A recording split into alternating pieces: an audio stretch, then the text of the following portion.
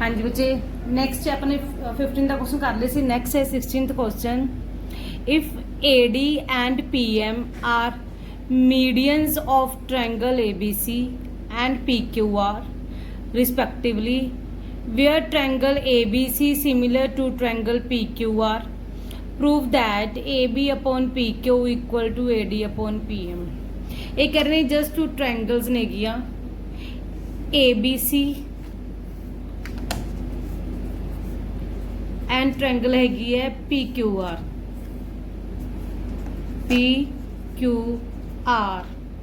Clear. ये करने AD and PM are medians of triangle ABC and PQR respectively, where triangle ABC similar to triangle PQR। देखो अपन की given है कि ट्रायंगल ABC सिमिलर है ट्रायंगल PQR दे, आ कंप्लीट ट्रायंगल सिमिलर है।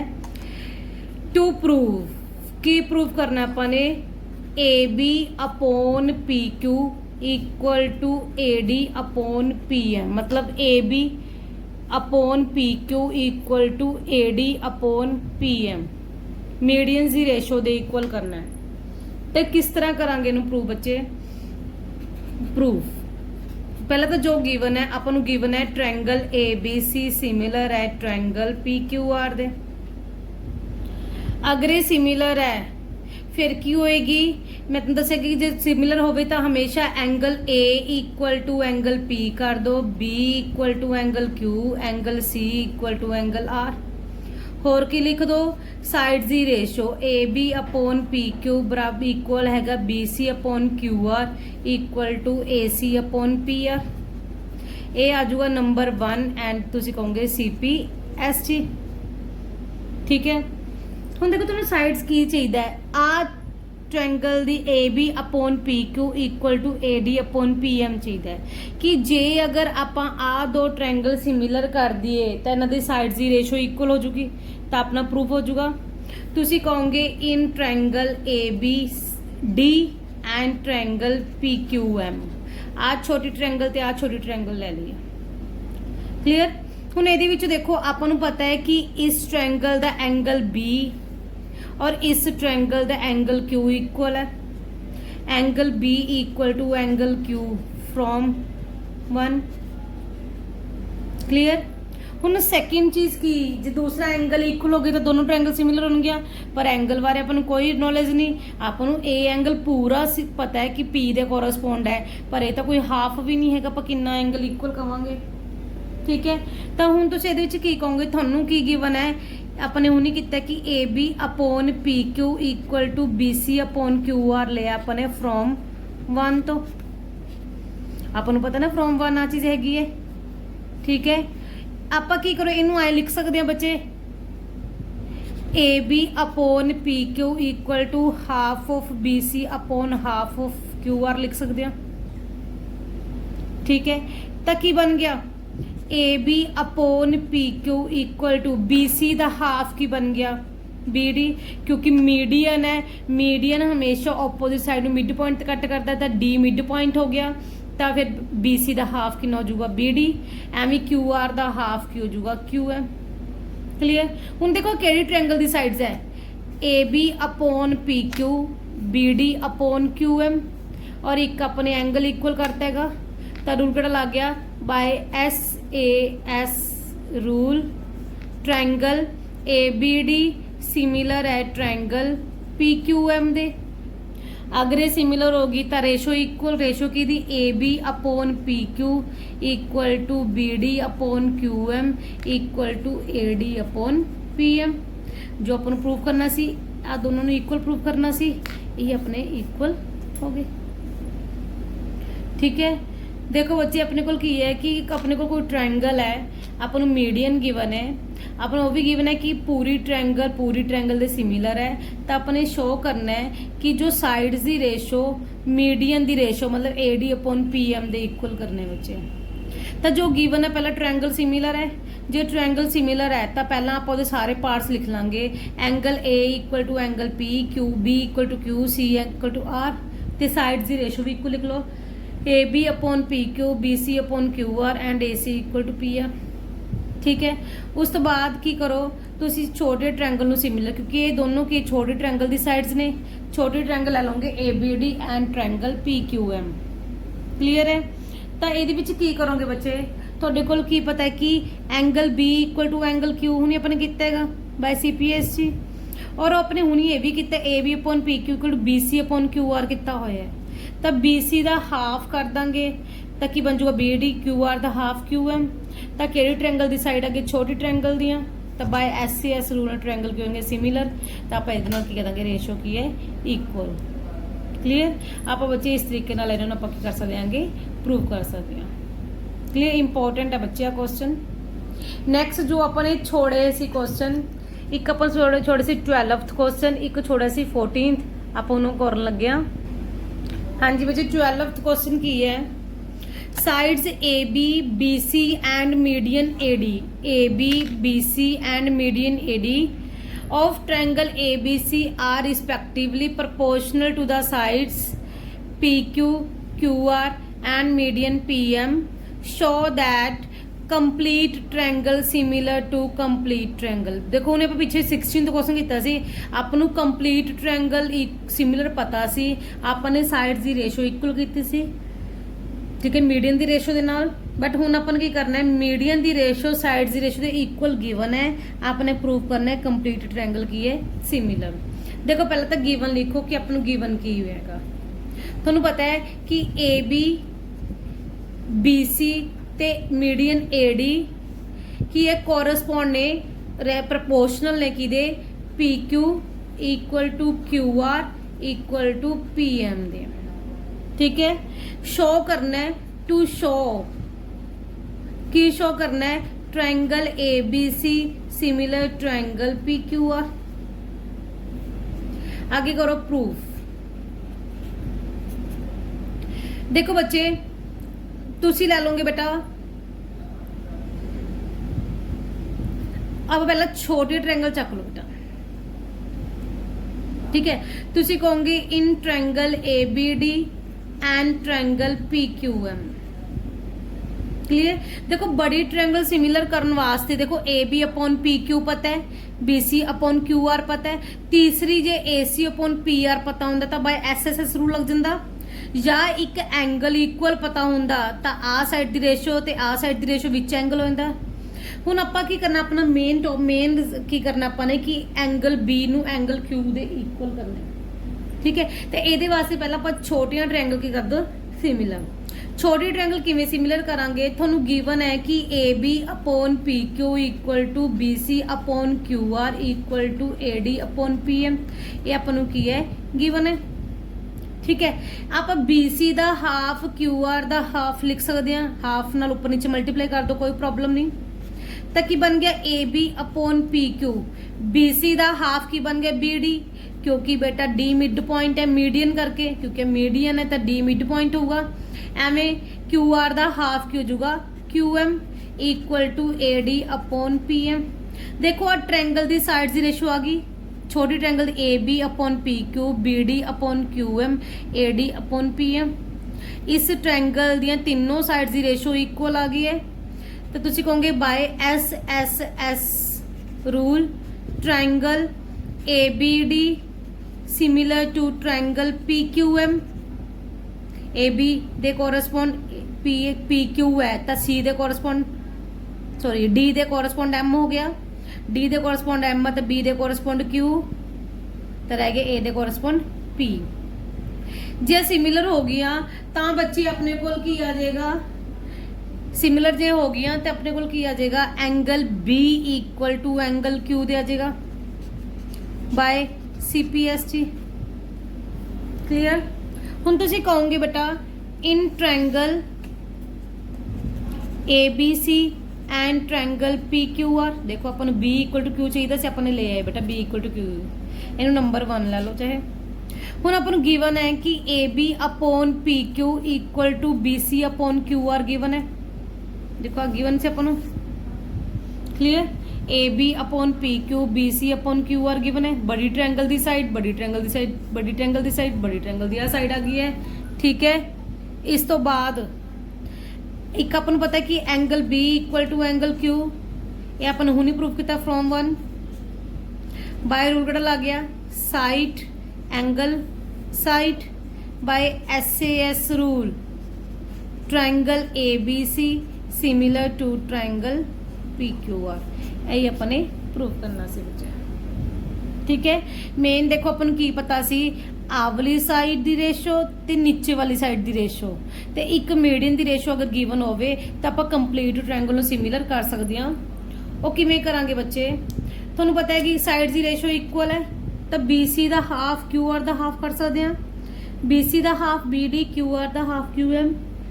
ਤਾਂ ਇਹ ਕੀ ਹੋ ਗਿਆ, ਤਿੰਨੋਂ ਸਾਈਡਸ ਦੀ ਰੇਸ਼ੋ ਆ ਗਈ ਹੈ ਛੋਟੀ ਟ੍ਰਾਇੰਗਲ ਦੀ ਤੇ ਇਹਦੇ ਨਾਲ ਛੋਟੇ ਟ੍ਰਾਇੰਗਲ ਕੀ ਹੋ ਗਿਆ ਸਿਮਿਲਰ, ਤਾਂ ਸਿਮਿਲਰ ਹੋ ਗਏ ਤਾਂ by CPS angle B equal to angle Q। ਹੁਣ ਬੱਚੇ मीडियन चाहे छड़ दो बच्चे, तो बड़ी ट्रायंगल ले लो, दोनों बड़ियां ले लो, AB upon PQ BC upon QR अपन पता है एंगल B तक अपन हुने कितना प्रूफ था बाय SAS रूल ना ट्रायंगल की हो गया सिमिलर, बस यही अपने प्रूफ करना सी। क्लियर है। नैक्सट अपने को 14th क्वेश्चन देखो 14 क्वेश्चन करने तो पहला मैं तुम्हें एक बार दोबारा ये स्टेटमेंट दोबारा दस दी है की कुछ सीगा AB BC एंड मीडियन, AB साइड सी बेस सी जिदों ते मीडियन गिर रहा है मीडियन ते अपने को एक मीडियन दी रेशो सी। ठीक है, तो उस टाइम थोड़ा क्वेश्चन ईजी हुंदा है, बट नैक्सट क्वेश्चन च अपने को इस तरह का देखने स्टेटमेंट सेम लगूगी, बट बेटा उत्थे थोड़ा फर्क है, वो थोड़ा क्वेश्चन थोड़ा होर तरीके नाल हुंदा बच्चे क्वेश्चन।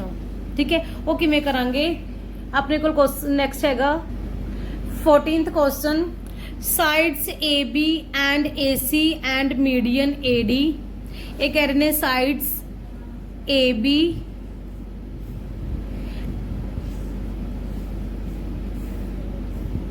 ABC ट्रायंगल है, ओमी ट्रायंगल है PQR।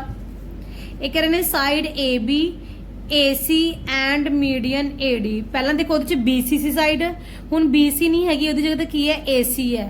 ठीक है, M PQ PR and median PM इन्हां दी रेशो है बेटा इक्वल। ठीक है, are proportional to the sides PQ PR and median PM of triangle PQR। Show that triangle ABC similar to triangle PQR। देखो देखने स्टेटमेंट बिल्कुल सेम है, सिर्फ फर्क ही है उरे बेटा AC दी रेशो है PR दी रेशो नाल, ओहदे विच BC ते QR दी रेशो सी बच्चे। ठीक है, इस इन्ने के स्टैप नाल क्वेश्चन दा बेटा सॉल्व बिल्कुल चेंज हुंदा हैगा, बल्कि बिल्कुल डिफरेंट वे नाल इहनूं सॉल्व करांगे आपां नूं पहला गिवन की है AB upon PQ equal to AC upon PR equal to median AD upon PM। ये आपां नूं गिवन है। टू प्रूव टू शो या टू प्रूव की करना है आपां ने कि triangle ABC similar to triangle PQR। ਇਹਦੇ ਵਿੱਚ बेटा इस क्वेश्चन च ਆਪਾਂ ਨੂੰ कंस्ट्रक्शन करनी पैनी है बच्चे। कंस्ट्रक्शन च की करांगे, प्रोड्यूस करांगे AD ਨੂੰ up to A dash and such that AD equal to A dash D and join AC A dash C। Same इधर produce PM up to P dash such that PM equal to P dash M and join P dash R। ठीक है, देखो की construction करांगे, produce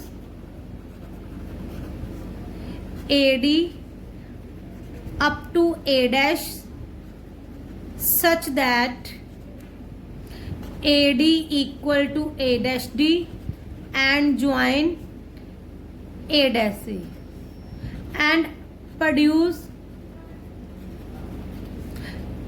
PM up to P dash such that PM equal to P dash M and join P dash R। ठीक है, हुन करो proof. इस क्वेश्चन ਲਈ बच्चे सब तो पहला बेटा आपा की करो, इन्हां दोहां नूं कॉन्ग्रुएंट कर दो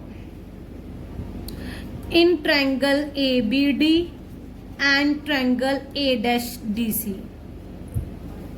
देखो तुहानू पता है कि AD equal to A dash D, ये अपने बाय कंस्ट्रक्शन किया है। ये क्वेश्चन बहुत बड़ा है इसलिए मैं तो लाइंस लगा रही हूँ, ठीक है। ए डैश डी और होर की पता अपन बाय कंस्ट्रक्शन कितना, एक अपन पता है B D equal to D C है, एक क्योंकि डी मिड पॉइंट है, डी मिड पॉइंट है किदा बी सी दा, क्लियर, क्योंकि मीडियन करके।